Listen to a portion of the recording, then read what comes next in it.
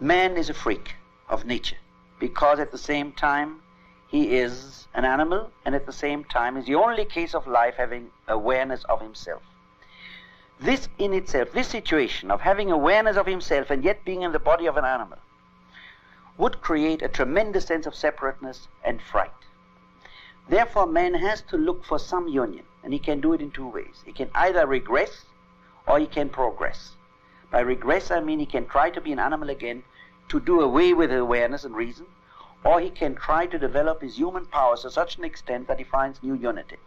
Well, this is only a very brief statement, but I want to elaborate with regard to this point. Now, the person who cannot live productively, who cannot create at all, nevertheless does not want to be a passive person, like dice thrown out of a cup. He wants to transcend. Now, one way is to create, and here have the productive person. Create in some way, even if it is something I do with my hands, a simple thing. But if I cannot create, I transcend my creature status also if I destroy. Mm-hmm. To destroy life is as much of a transcendence of life as to create it. Mm-hmm. To create requires conditions of interest, of capacity, many conditions. To destroy requires only one thing, a pistol or a strong arm, if your opponent is weaker. But in the process of destruction, I also fulfill the desire to transcend life, to transcend my passive creature status, and I triumph over life. It is my vengeance, you might say my vengeance against life, for not permitting me to be oriented to it productively. And therefore I think destructiveness is one of the deepest forms of mental pathology. Have you felt this more recently, since this was first brought out in some of your earlier writings, in other words, the recent reconsideration of the problem?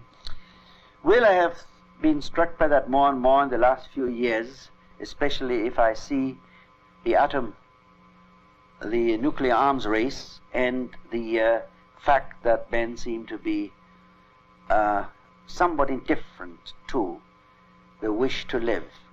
There is enough violence in the world, and there might be more to make one aware of this more and more.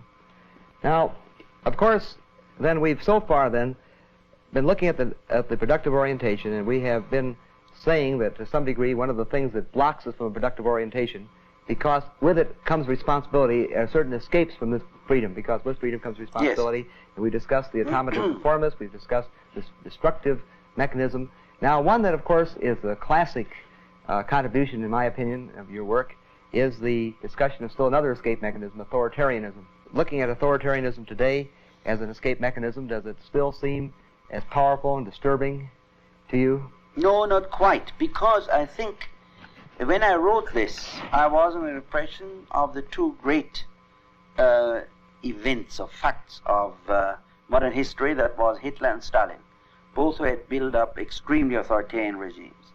Now, what we see today in the Soviet Union is that there's a regime which is, you might say, still a police state in the style of maybe the Tsarist regime, but there are liberalizing tendencies, and I would think unless something very disturbing happens there in 20 years from now, this will also not be an authoritarian system in the overt form, but it will be a form of anonymous authority, where people are manipulated by signals. Yeah. Now, may I just to pick up a few of your earlier concepts, when you, in your earlier work, discussed authoritarianism, you did, I think, a very interesting analysis in terms of using, going back really to some of Freud's conceptions of sadism and masochism, and saying that in a sense that, although it may not seem superficially correct, but it actually can be just as authoritarian to show masochistic patterns and sadistic patterns and so on.